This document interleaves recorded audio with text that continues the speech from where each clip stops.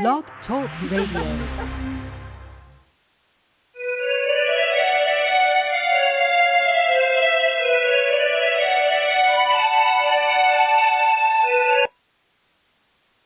Okay, I'm sick of my theme music. Can you tell? Welcome to Desperate House Witches. I'm Raina Starr, so you don't have to be.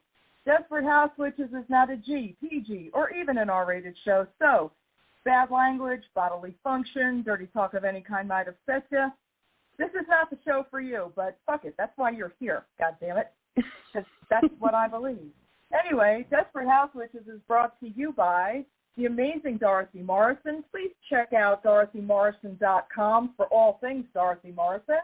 And if you are in need of Wicked Witch Mojo products, please check with your local retailer. We sure appreciate you. And that's, once again, DorothyMorrison.com, one of my favorite pagan authors. However, one of my new favorite pagan authors is with me today. I'm so excited. So I have with me the honor of the company of Diana Helmuth, and we're going to talk about her book, The Witching Year, a memoir of earnest fumbling through modern witchcraft. Girl, you brave. Hi, Diana. Hi, I'm super happy to be here. Thank you for having me. Oh, my God. Thank you so much for agreeing to come on my little show. So I got to work backwards a little bit with you because I think one of the things everyone who has read the book is the most curious, or about to read the book is most curious about is, well, what do you think now about the process, being a witch? How do you feel about it? Has your perception changed?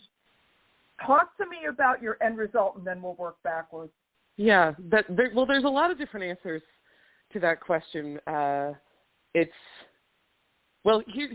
a few key points. And people might call me a coward for this, and honestly, I will accept that designation, but I am still hesitant to publicly call myself a witch when I'm in a space where I don't know the people, because that word means still just so many different things. I mean, I could say that to some people and they would literally think I drink baby blood, right? Whereas other people think I'm just sort of juggling crystals and maybe I'm not vaccinated or something. So I do, I don't always call myself a witch. I do pretty much identify as a pagan, like a neo-pagan or a contemporary pagan, pretty openly. Witch is a much more complicated word. So I'm hesitant to use it. And also, when I was writing the book, it was like I had to be a witch because I turned it into my job, which was its own little monkey paw desire. And there were many times where I thought, I can't believe I did this. I want to get off the ride. Why did I agree? Not only did I agree to this, why did I beg them to let me do this? Nobody made me do this. I asked. The fool, what has she done? But I noticed, when I don't have as much accountability, I'll confess I've gotten a little bit lazier. However, I still try to follow the wheel of the year. I still try to do something for every Sabbath. I still try to notice the full moon.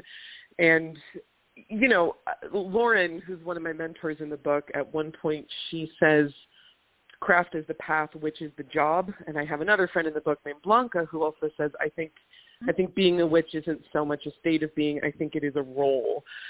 Are you a witch if you're not casting spells? Are you a witch if you're not helping people with their problems? I think that's debatable.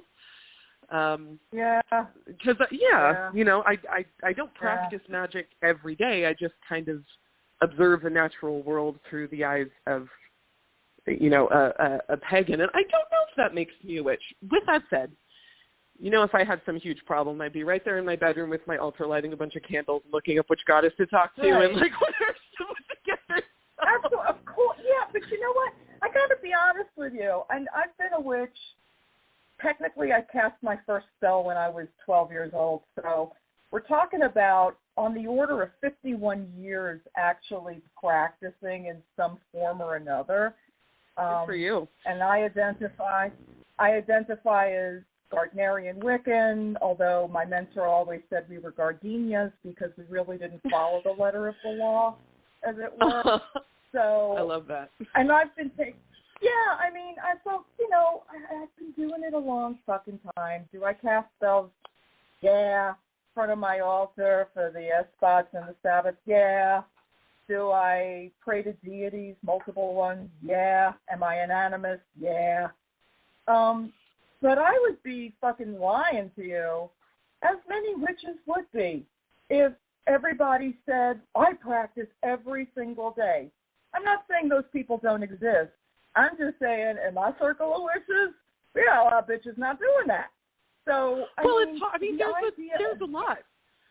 Yeah. Yeah. Like, it's hard. I mean, there's 8 holidays. Like, one finishes, and you got to start prepping for the other one. I have a job. Like, we're not, Yes. I'm not a full-time acolyte. This is, it's actually a pretty demanding schedule if you really gave yourself over to the whole thing. No shit. There's a lot. No shit. Yeah. I mean, it's true. It's true.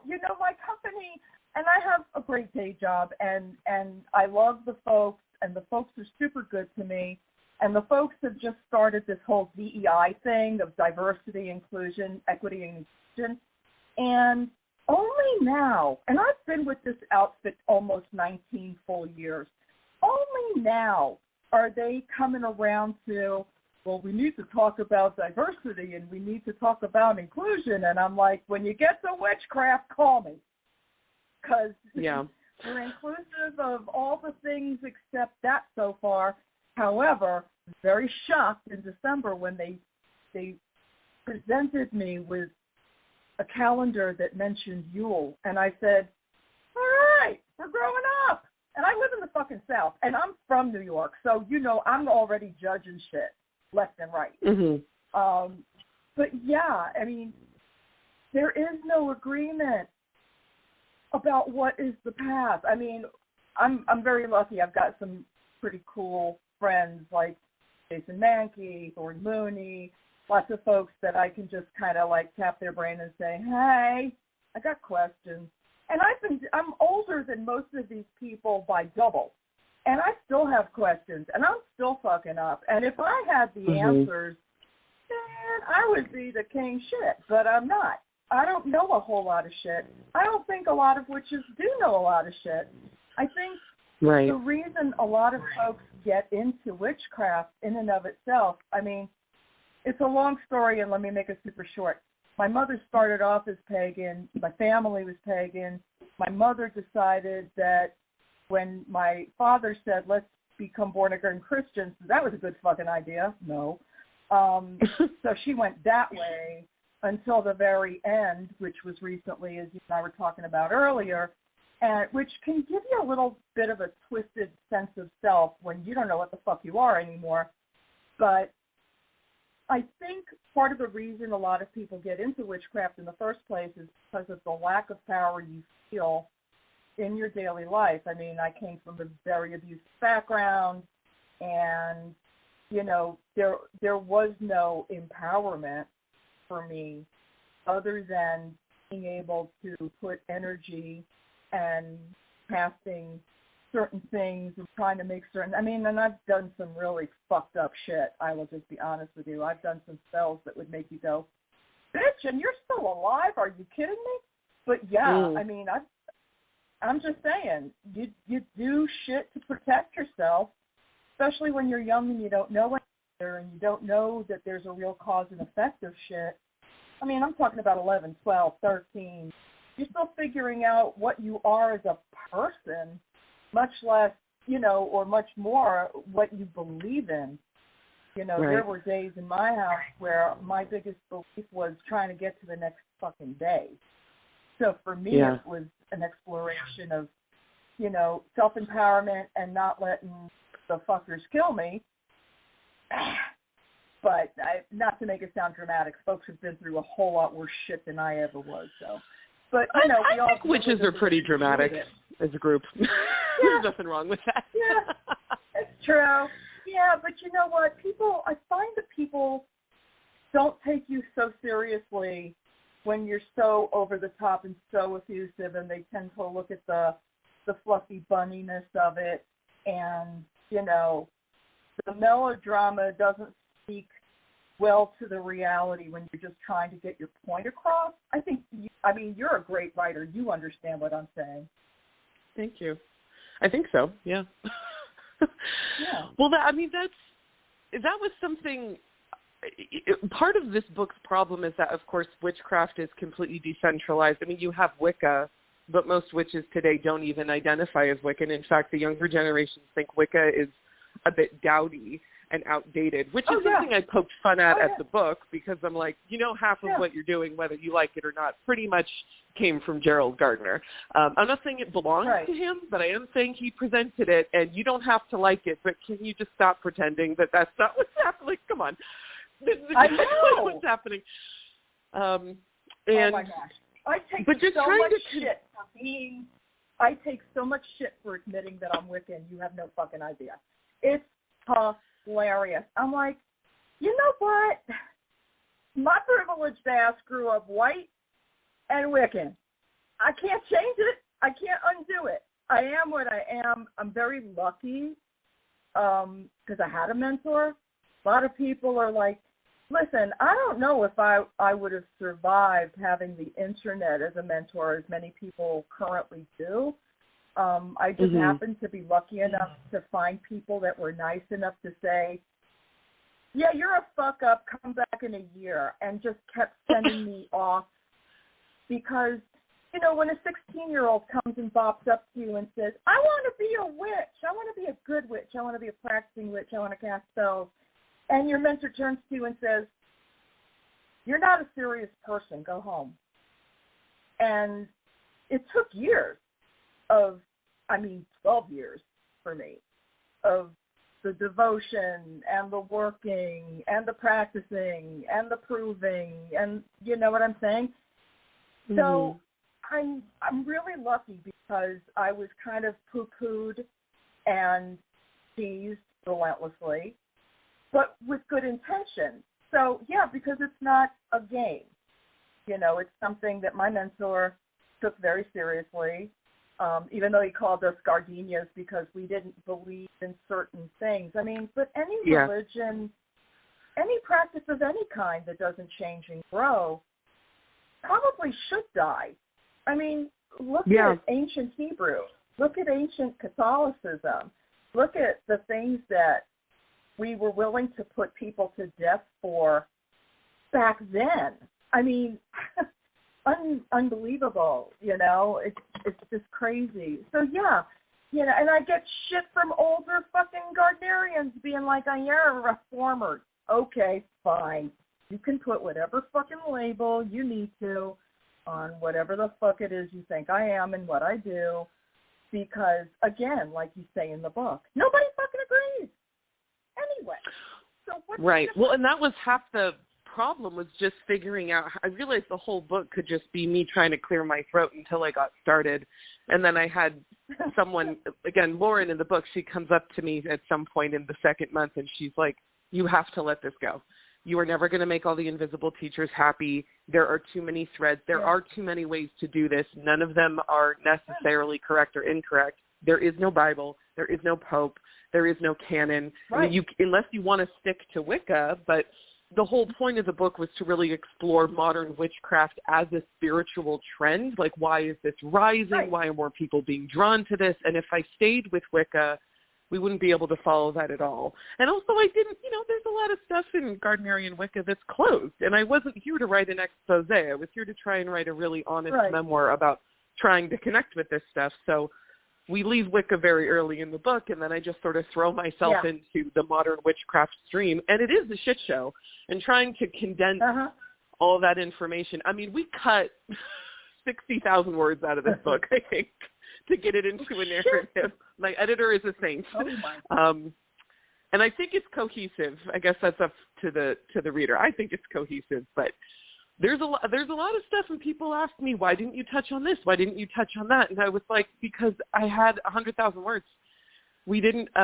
This could have been a series. This could have been a book I'm writing for the rest of my life. But we had to pick and choose a little bit to the juicy bits, to the dramatic bits, and the honest stuff, like when things don't work, or when I feel like I don't want to do this anymore, or I'm not really sure any of this is working at all, or I'm worried I'm pissing people off. It's not just like And then I walked into the moonlight and saw the goddess. No, that's not what happened. Because I don't think that's what happens to most witches. I think that's what non-witches think happens. But I don't think that reality is true for any witch I knew.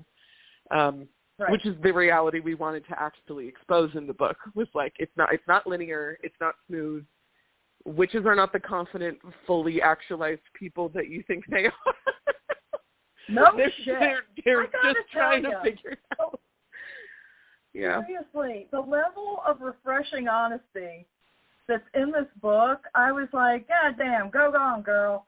I was loving life reading this book because I'm like, well, because here's the thing. If you're going to be honest with yourself, and I'm talking about everybody I've ever known in witchcraft, period, we have all fallen short of what we think we're supposed to be doing, how we're supposed to be worshiping. And the older folks that think they've got all their shit together, I'm kind of like, I would love to see you have to come up in an age where everyone sees every one of your fucking mistakes. I would be blowing it left and right. I would be hung in the town square and flogged, okay, for some of the shitty, stupid ass, because I'm very honest about the fact that I am a fuck-up, and I know I'm a fuck-up, and that's why I even have this fucking show, so I can maybe learn something and not be such a fuck-up, because I don't know anyone who's got it exactly right. I know learned people. I know people who study facts. I know people who have studied history and written beautiful books and beautiful starter books, and I'm so grateful for that because back in the day, because I'm 62 years old, so back in the day, one of the biggest things that was hurting us was the fact that we couldn't even say we were witches, and we all just wanted to be accepted and get along. And I'm like, in retrospect, it's so funny because you set yourself up to fail. Now, I don't know if this is a girl of my age kind of situation or what it is, but I will tell you that we wanted to be different enough that people would respect us, but we wanted to be the same enough that people would want us around.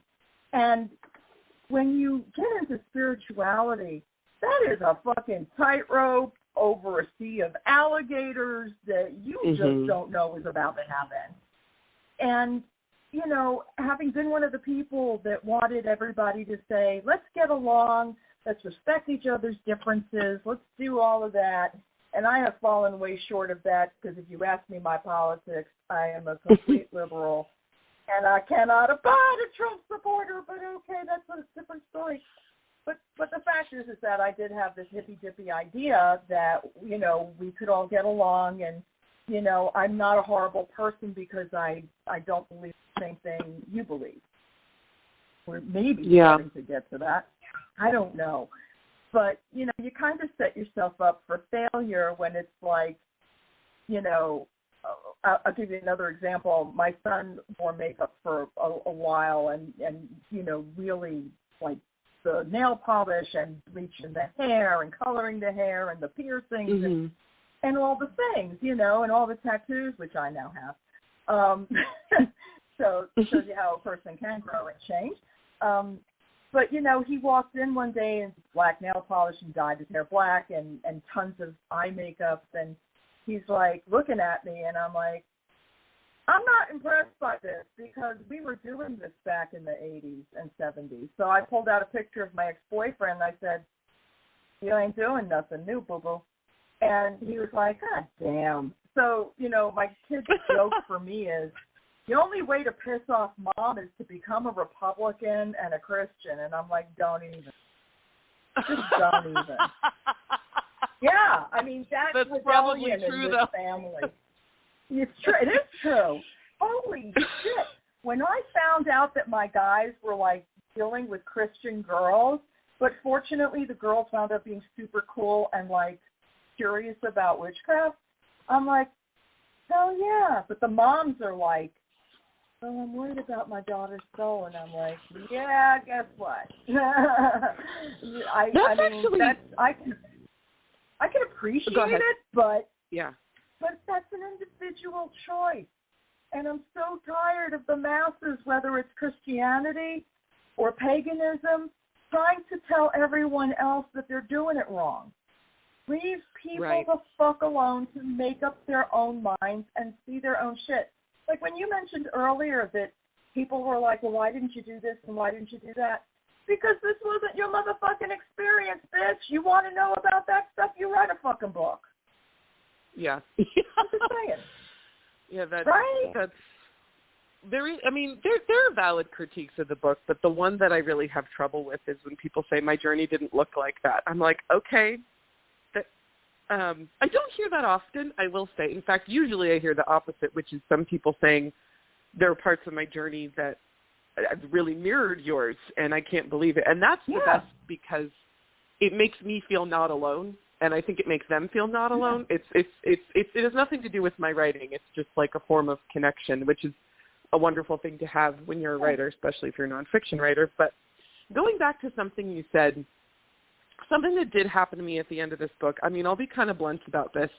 During the year, I had pretty neutral feelings toward individual Christian people, bad feelings towards the Christian church in general.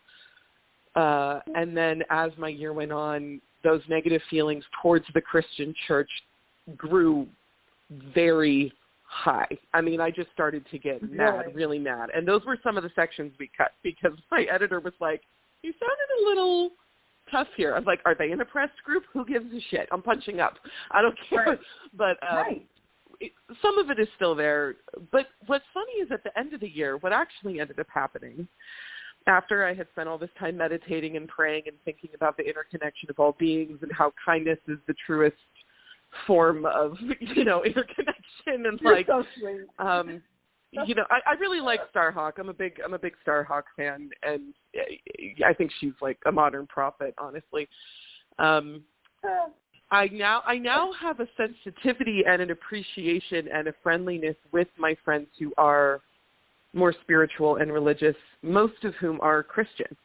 But I just like talking to them about God, and they sort of, I was just in New Orleans, and we went into the church there, and one of my friends was Catholic. And she went in, and she's doing the holy water, and she's crossing herself, and none of us are Catholic, and she's sort of looking at us like kind of sheepishly, and I realized she was self-conscious, and then when we left the church, she lights up a cigarette, and I just looked at her, and I said, have I told you that I think it's really cool you're still Catholic? And she said, no, I feel kind of like a dork sometimes. I'm like, there's nothing dorky about it. There's nothing dorky about it at all. I mean, we grew up on the West Coast, right, which I think this is a regional thing in the United States, but in the West Coast, it's the energy in the water is if you're smart and you're educated, then you think religion is dumb and you look down on people who are spiritual.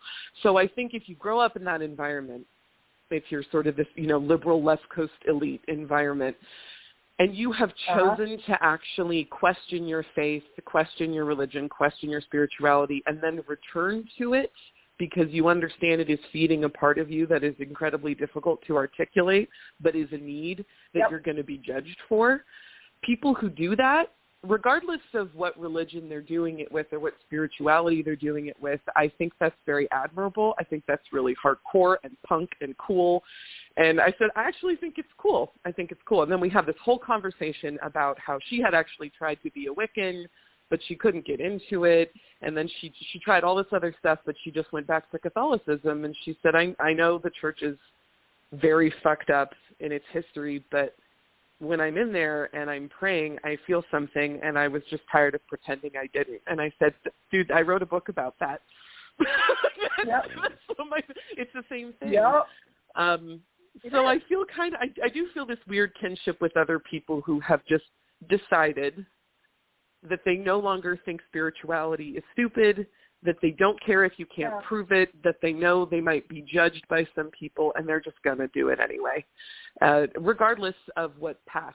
I think there is sort of a kinship there. I mean, I think I'd have trouble connecting with people who use their spirituality to justify a kind of hate agenda, which happens in both in paganism and in Christianity, of course. But broadly speaking, it it made me feel just more connected to people who are spiritual. So I no longer hate Christians. I don't. Well, that's awesome. Full circle. Yeah. Yeah, I've come full circle on that one. Yeah, because as I've gotten older, it's not that I hate Christians. It's certainly not that I hate Christianity. What I hate is the fucking bullshit that goes along with it, where you have to tell everyone else what they're doing wrong. And I think, you know, for actual practicing Christians who, and I'm not saying you can't talk about it, but there's a difference between talking about it and proselytizing. Wouldn't you agree? Yeah, hugely. I mean, it's, which is sort of funny because I feel the urge to proselytize paganism constantly, and I have to bite my tongue. When you get excited about something, you want to share it with people. I'm like, have you checked out the Wheel of the Year? It's so cool. You'll feel so connected to everybody. Oh, my God. Did you know that, like, the trees are alive and the atoms inside of you are the ones inside of them? Have you ever meditated on that fact? Your whole life is going to get so much better. Wait, no, you need to do this. But that's not how you win friends and influence people. I can't do that. So I know. You're so cute about it, though, and you're so funny, and you're so snarky. And I'm a total snark ass. I mean, completely. And I don't know if everyone got some of your aside jokes. You know, let me pinpoint something. Like the black, you know, whole thing. And I'm like, oh, girl. Wait, the black hole thing? Yeah, I'm conflating it with something else. I know I am. But you were concerned that people were going to think you were racist. Do you remember what I'm... Yeah. Yeah, no, I was doing a spell and I had this cloud come down on me that was black, and it scared me. Right, it scared me a lot, and I was like, am I scared of black? Did that make me racist? That's not what does, but yeah, that was a little thought I had that I wrote down. It was hilarious. Yeah. Obviously, it was hilarious, and I'm like, oh my God, she's so funny, because I would have the same kind of fucked up thought. And you know, does that make me a bad person? Am I just noticing this because there's something wrong with me? I mean, this is the inner. You actually write the inner dialogue that so many of us have, because we at heart want to be good people and well thought of and don't want to offend anybody or hurt anybody's feelings. Unfortunately, that is so counter to the human experience. I mean, right. We're all trying, but just like I can hear you speaking it through your writing, and it's like, oh my God, are we related? Shit, because these are the fucking thoughts I have that just hit me out of nowhere, and then I question my entire fucking reality. Like, am I a shitty person? No, we're just people. That's all it is. And, you know, you're very self-effacing, and you're very kind, and you're extremely generous in your dealings with other people. Where I am just an asshole. And I admit that I'm just an asshole. No, but it's true, because I still have all my asshole tendencies. I don't mean to be an asshole, but, like, if I haven't had coffee in the morning and you're going to bombard me with a bunch of fucking information that I am not prepared for, God damn it, leave me the fuck alone until I've had some coffee. Fuck off. Yeah. Where you would probably be like, and I can hear you in my head going, no, that's not how we approach people, Raina. We tell people, if you could give me a few minutes to get myself together, I'd certainly appreciate that. And I'm like, that's such a Diana thing to say. And I'm like, but I can't do that. This girl has all kinds of fucking magic that I'm just not, my hands are not on it, girl. They're just not. I try. Well, that's kind of you to say. I feel like if I had any friends listening to this podcast, they would start laughing like, she's not that nice. But you know, I'm blessed. I don't have children, and you know, I'm self-employed, so I have a lot of control over my own schedule, which is a huge privilege. And I think people who don't always have that, who are sort of having something constantly tugging at the hem of their dress, their patience is thinner. And I try to have patience for that because I think that's fair, you know? Yeah. Yeah.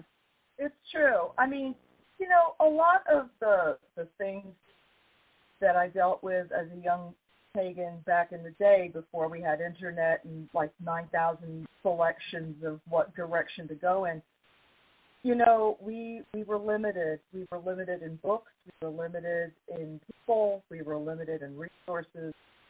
And, you know, I like your pioneer spirit of not having to, like, buy all the things. Now, you've done all the reading, which I'm kind of, like, jealous of because I've not done all the reading.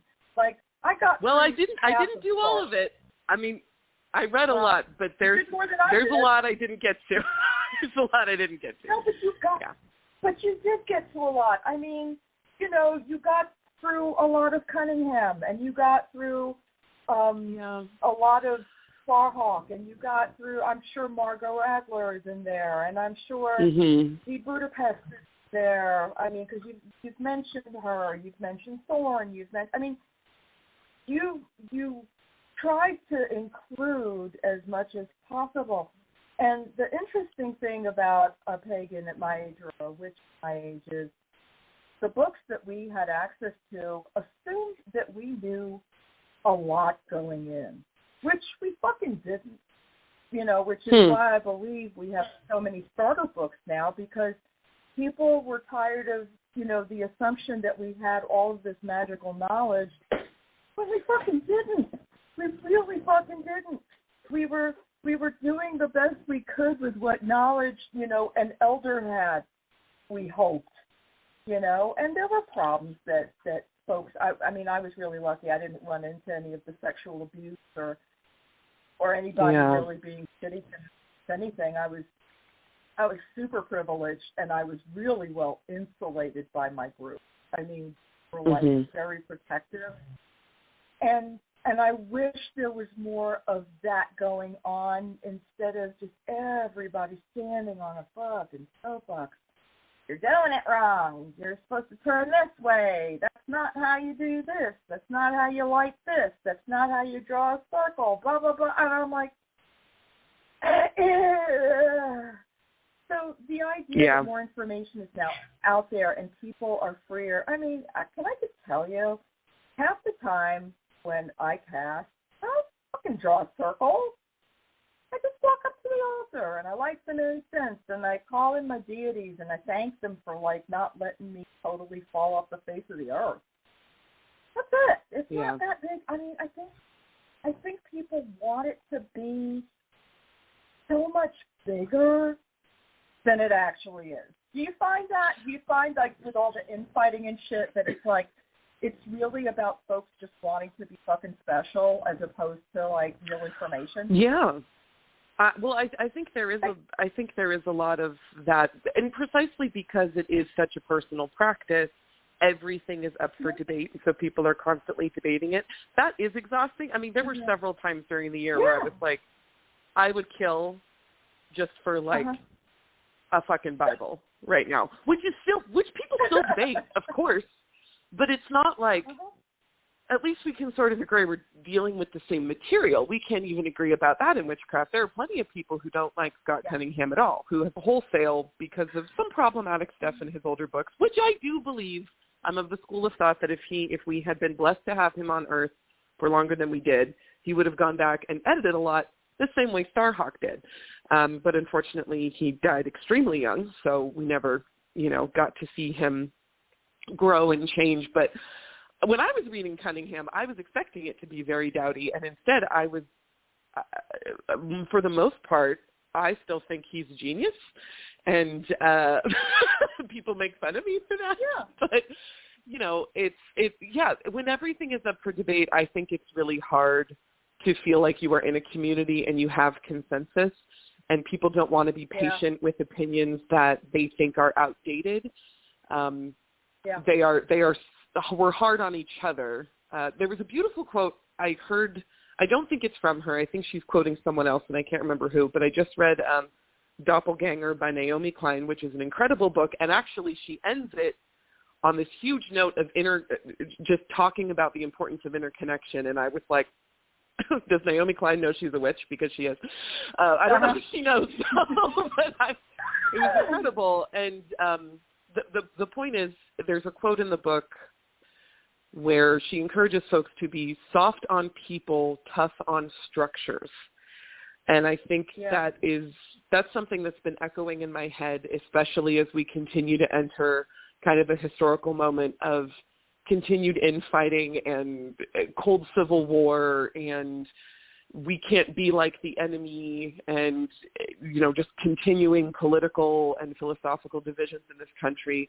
What if we were soft on each other and understood that we, at base level, pretty much wanted the same things, but we're tough on structures, you know, and that's something I've carried with me, and I think it has helped me to become a kinder person. And I wish it was something we would sort of do in the neo-pagan and the witchcraft community, but I'm not even sure what the structures are, actually. So maybe that's why we're so hard on each other, because there almost are no structures, and everything is so personal, so personal. Someone has this amazing connection with the goddess doing a ritual designed by Scott Cunningham, and then they go onto a forum, and the forum says Scott Cunningham is this horrible cultural appropriator and everything he does is shit, and then you go, well, I had an incredible experience that was led by him. Are you telling me my experience was shit? How do you not take that personally? I mean, right, I would have trouble not taking that personally. So it's a lot of mental gymnastics and kindness to be a witch today online. It's hard. It's hard. Absolutely. It's hard. Absolutely. And I give you so much credit for being so honest about it. And not, I mean, you didn't gild the lily. I mean, there are moments of and there are moments of fuck. I mean, and that's real, and that's life. And it, you know, I mean, I understand. Listen, I'm one of the first people to say, yep, witchcraft, all of the practices need to change and grow and adapt, because the people we were 40 years ago are not the people we are now. We have more information. We have more people to connect with. We have better resources and all the things. But the fact of the matter is that if you tried to cancel everyone that said something stupid in the 70s and 80s, we would have none of us. Because we would have all been canceled, frankly, because we weren't wise enough to know. And you know, I'm so grateful that we can grow now, and that we have knowledge, and that we can teach each other. Even through innocent mistakes, I've seen people just get so fucking brutal. It's just unbelievable. I'm like, how anyone can publicly practice these days. I don't know if I'd have survived it, to be honest with you. I'm lucky I'm old. I'm happy to be older now, because everything is judged now so quickly and so harshly that even if you're misinterpreted, climbing back from being misinterpreted is a nightmare, as I've seen some people. And I'm like, this is just, so that's, you know, I have a really strong rule in my world where I don't read any of my good press and I don't read any of my bad press, because if I believe one, I have to believe the other. Yeah, no, because if you believe one, you have to believe both. So I just figure, you know what? Everything is an opinion, and I'm entitled to an opinion. I am entitled to think whatever the thoughts are in my fucked up little world, in my fucked up little head, as everyone else is. But when you want to cause harm is when we need to call you out. But people have said things accidentally, not realizing that they were being insulting. And, I mean, while I think as a society we should always call that out, to totally destroy someone's life over it is a bit extreme. And I see it a lot, which is why I don't engage that much online. You know, I'm very lucky because nice folks like you who are talented come on and talk to me about shit. And teach me things and make me feel better about things, which I'm very appreciative of. You definitely make me feel like, okay, I'm not a utterly human existence. And I think a lot of other people will feel that way if they read the book. And I really love this book. And I love you because you're just you and you're not trying to be anything but you. And I think it's super brave. So put yourself out there. I'm not surprised at all. Yeah. That's hard. It is hard to expose yourself emotionally to what other people might say. Because, you're a sensitive person. I'm a super sensitive person, sometimes overly so. You're like me. You overthink shit. And there's nothing wrong with that. This is how we come to conclusions and make decisions. Doesn't make those decisions perfect, but we're trying to be good people. And I think when people are trying to do the right thing, you really shouldn't be jumping all over their shit. That's why when you're like, when people give you shit about certain things, it's like fucking annoying because it's your experience. And I think your experience is very valid. And I found the book very comforting. I had to crack up at your telling your mother that you wanted to do this. And I've had similar conversations where it's like I have other members of my family who were practicing but didn't consider it the same thing as witchcraft. I said that terrible word. You know what I mean? It's kind of hilarious. So yeah. I don't know. Yeah. It was. Oh, go ahead. Sorry. Oh, I'm sorry. I was just going to ask you, what were there any things in particular that were really aha moments for you trying to become a witch, where it was like something sudden or something suddenly just clicked into you? There was two. The first one was, and I guess mild book spoiler, but I'm spending the first few months. We start in July randomly. There's no particular reason. I start my year in a day in July, and I'm reading Starhawk, and I'm reading Cunningham, and I'm reading Margot Adler, and I'm reading some Thorne Mooney, and I'm reading some Juliet Diaz, and I'm really trying to, I don't know. I just can't figure it out. It all just feels like make-believe. It all just feels like I'm playing a game of fantasy with myself. And in fact, I'm playing a game of fantasy with myself that I'm nervous to really get into because I think I am worried about becoming delusional, which is to say departing from the shared plane of reality that I, cohabitate with my friends and family. I don't want to go insane, basically. Because if all this stuff started to become truly real, I think I would be afraid I would be going insane. But then the alternative is I just feel like I'm playing make-believe. So I'm struggling with those two dueling banjos, and I'm getting really annoyed, and I'm trying to meditate, and I'm trying to feel the energy of plants, and it doesn't work. And, I walk up to this plant in my yard, and I keep trying to, feel its energy the way that Thea Fabin describes in her book, Wicca for Beginners, and it's just not working. And I'm like, this whole thing is just...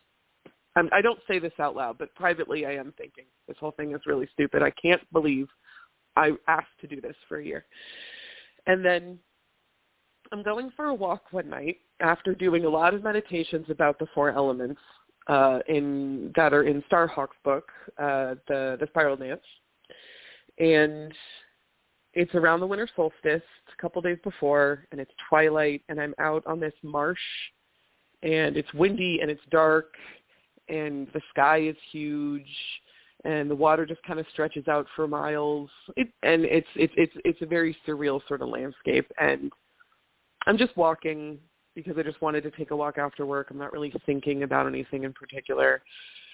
I'm walking and I'm walking and I'm walking, and I think, how did it start? A chain reaction of thoughts start to happen. And I think it starts with I see lights on pylons in the distance, those big electrical towers, and I see them flashing. And I think about how the electricity in the lights are the same as the electricity in the office complex I can see in the distance. And that's the same electricity, that's the same force that is inside of me, making my heart pump. And it sounds very basic. You know, it's very physics for kindergartners. But then I also start thinking about how the earth inside of me is the same as the earth beneath me, and how the air I'm breathing is the same as the air that the geese are breathing, and is the same as the air that the carjackers downtown are breathing. And it was really difficult to articulate this. And this was something that, as a writer, I really struggled with. And I thought, I really want to nail this. This is my art. This is the job I chose. And I tried to do it in the book. And I spent a long time trying to do it right in the book. That was a section I edited to death, because I was like, I really want to try and articulate this, because I'm trying to articulate a spiritual epiphany. And it's incredibly difficult to do that, turns out. I know. I know. But then I'm having these cascades of thought.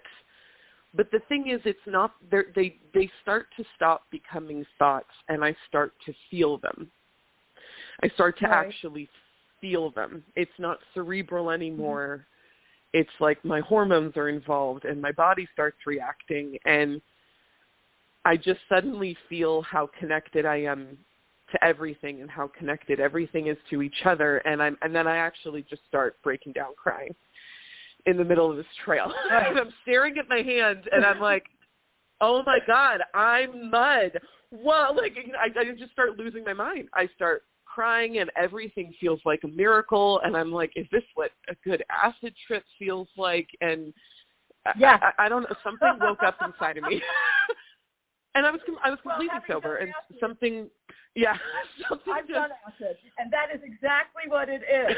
I'm going to tell you right now, having done more than one acid trip, that is the feeling that you are looking for. This is why people take drugs in the first place. They want to connect to something. But it's true. And the fact that you were able to get there without drugs or substance is amazing. That felt like its own little miracle. It is, but it is. Well, and the fact that we're even here. Yeah, it really is. And again, it's all like stuff you learn in Physics 101, but it was like I had never felt the impact of that, and it was ecstatic, to use a Starhawk word, actually ecstatic. And I also had this thought in the middle of this emotion where I was like, this is it. Oh, that's it. That's it. So if I'm a witch, and if I'm a shaman, and if I'm a neo-pagan, this is what I'm worshiping. And or my version anyway. There's lots of different kinds of neo-pagans, of course. But when you're this is the flow that you are tapping into and trying to manipulate. That's it. Right there. That is what witchcraft is to use willpower to manipulate that flow. And it was scary because it seemed really big, but also I was like, oh, well, now that I know it exists, it seems possible. Okay. Yeah. Okay, I'm in. I'm in. I'm buying in. Okay. Step one, she broke through the door. She got in, Yeah. That was a pretty cool moment. There. That was, Yeah, and getting there is amazing, right? I mean, that's the whole point. And the fact that people have to label it to death, I think, is what destroys it. And this whole idea of, I mean, I was going to ask you your opinion on this, and it was because of what you said when the show started about being reluctant to use the word witch. Is the word witch even fucking necessary at this point? Yeah. Oh, wait, sorry. I think you cut off there a little bit. Are you still there? Oh, I'm sorry. Yeah, no, I'm here. Okay. I was asking you if you thought the word witch was even necessary anymore, because it just seems to mess with people and divide them. And, you know, you can call yourself this and you can't, and, you're not a real this or a real that. I mean, right. Well, it is. I sort of feel like the word witch is almost useless because of its variability. At the same time, I think it's a really powerful moniker, and it symbolizes empowerment and rebellion, especially if you're a woman or another marginalized gender. But I had, the other day I was at a family party, and a friend of my sister comes up to me, and he's like, "Heard you wrote a book about witchcraft. That's so cool. My girlfriend's a witch." And I was like, "Oh, that's really nice." And then the girlfriend comes over, and he goes, "Yeah, she's a witch too." And then me and the girlfriend, we look at each other politely, and we sort of smile, and we're like, "Hi." And we're both giving each other this look like he has no idea that we could be completely, like, doing not at all even remotely the same thing, does he? He thinks he's, like, forming a connection right now. We could be polar opposites. And I could see it in her eyes. Like, we were being nice, but it was like, we were both like, we have nothing in common until proven. Being a witch doesn't mean shit. It doesn't mean, like, we could be doing stuff that's totally opposite from each other, oh, my God. I have said that so many times. Yeah, I mean, maybe it would be different if I knew she was a Gardnerian Wiccan, or maybe if we were both, like, Nordic heathens or something, but just witch, it's too big. It's just too big. And the number one thing I learned is never tell another witch about herself. So if someone wants to call themselves a witch, great. That's great. The reason I don't is because I have this paranoia about being misunderstood that probably I should let go of, and understand that other people's opinion about me is their business, not mine. It's really hard for me to do that. And also, I'm not sure I am, because I don't do a ton of spell work anymore. I actually don't. I do a lot of celebration and veneration, but I don't do. I maybe do 2 or 3 spells a year. Okay. I don't know. I don't know if that's enough to make me a witch. I feel like witches are constantly using their willpower to affect change, and I don't do that as much as I used to while I was writing the book, because spells are exciting. I wanted to do spells for the book to be like, oh, were they going to come true? And sometimes they did, and sometimes they didn't. Yep. Yeah. I mean, honestly, to tell you quite honestly, the only reason I do as many spells as I do is because they're requested, and when they're requested, especially by people I'm close with, I would want them to do it for me if I needed it, so I do it. Because reciprocity is how we operate as humans. But spells or no spells or putting your will out there. I mean, girlfriend, every time I try to find a parking spot, I'm trying to influence some shit. So, I mean, to be quite honest with you, that's not a definition. So, I mean, your own lives makes you a magical being, in my opinion. So once again, there's another diverse opinion on what a witch is. And when you're tired of other people's opinions, which you're not yet, but you will be, I promise, because I used to be like you and worried.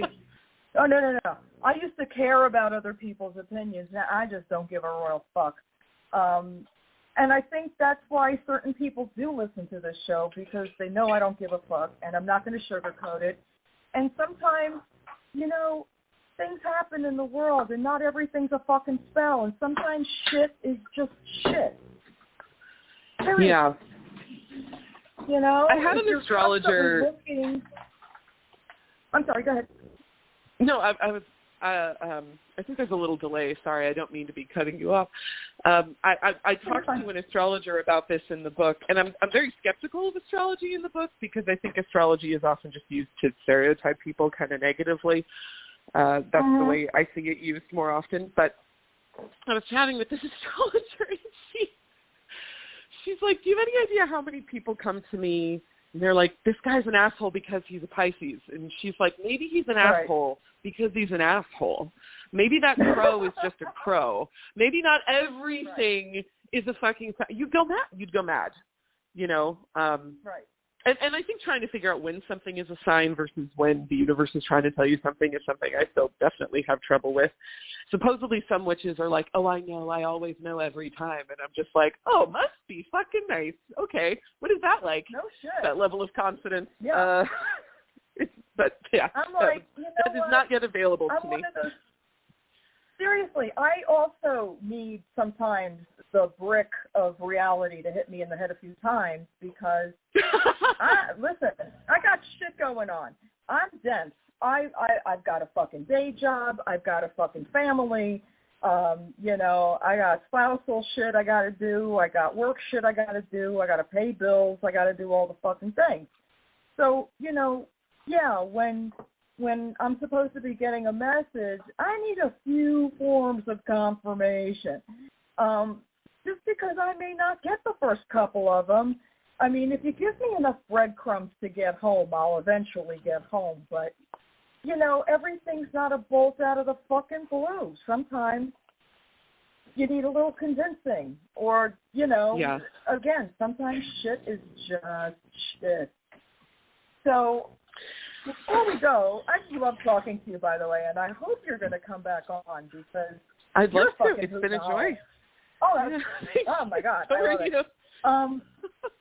Seriously, I mean, was there anything that and I'm no writer, and I have major respect for writers because I don't know how y'all fucking do it, because I'm all over the place.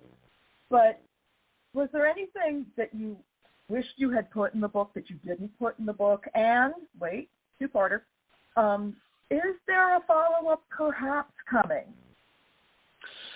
This is fun. They're just starting to put out the paperback, and because right now it's just out in hardcover, and I told my editor, I said, is this a time when I can add a little bit? Because I have some questions from people that I get repeatedly, and I'd like to sort of add a note that I've seen other authors do. And she said, yes, this would be that time. You can add it to the new edition we're doing. But she said, I wouldn't recommend it. I don't like it when authors do that. My personal opinion is that a memoir is a moment in time, and you shouldn't add to it. Just leave it be. So I'm still debating that. Maybe in like 10 years I would do another one. Maybe it's just too soon. It's been like 5 months. There hasn't not that much to happen yet. It's mostly just, I wish that I had done more in the book, and this is sort of splitting hairs, but I really think this matters. I wish I would have explored not history, but the tension between historical accuracy and legitimacy. And I do that a little bit, but witchcraft is this hodgepodge of ancient practices that we have found, that we've been able to find. We're working with scraps, right? And if it seems disorganized to outsiders, that's because it is. And we're all just working with what we can find. And I touch on this in the book, this idea of what makes something legitimate outside of perfect history. But I wish I had explored it basically earlier and deeper. I'm proud of the fact that we, for example, touched on the intersection of an earth-based spirituality being practiced by the descendants of European colonists in the United States.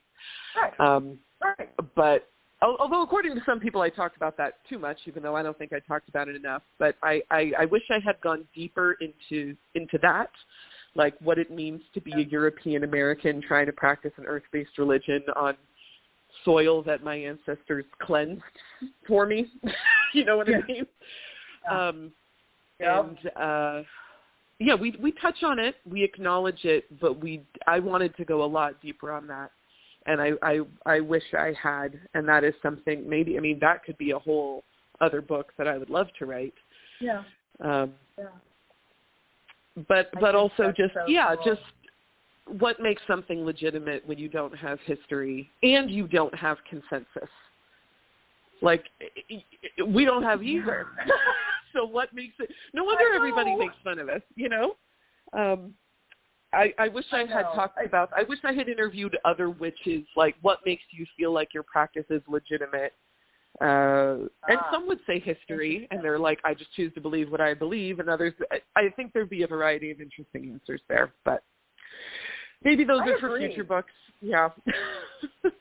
Yeah, no, but I mean, the idea of legitimacy is so funny to me because it's like, well, you know, if you're Gardnerian Wiccan, then you are basically practicing a very new form of witchcraft. And I'm like, listen, as long as there's been spirit and people have passed over, there has been some need or time to connect with folks that are no longer on this plane. So for me, that is also a form of witchcraft. So you can argue multiple sides, that it's brand fucking new, that it's fucking ancient, whatever. I mean, again, as long as spirits have existed, which I'm assuming have existed as long as people have, which makes it old, just the difference is the style.